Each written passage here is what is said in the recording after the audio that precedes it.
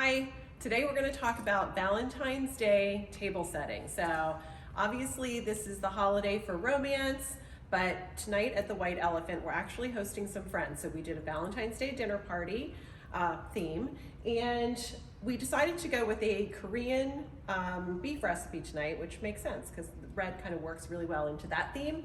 But to make your Valentine's Day table special, there's a couple simple things that you can do. One, I just started with a simple red table runner. So obviously that can be transferred from holiday to holiday. You can use it many times. That's really easy.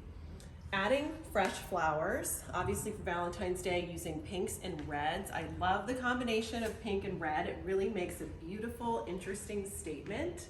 So I just did two clusters of those in some pink mason jar vases. So stuff I had on hand, added fresh greens from the yards, and then to top it all off, I just took some roses and pulled the petals apart and scattered them around the table. So it's not complicated, so you can really achieve a great Valentine's Day look. Very simple materials, some fresh flowers, fresh greens, and a beautiful table runner to really make a statement for Valentine's Day. And it really speaks romance. And of course, the final touch would be the candles. We'll show you a picture later of what they look like when it's all lit, but adding candles and fresh flowers to your table with red and pink makes for a perfect Valentine's Day. Have a great one.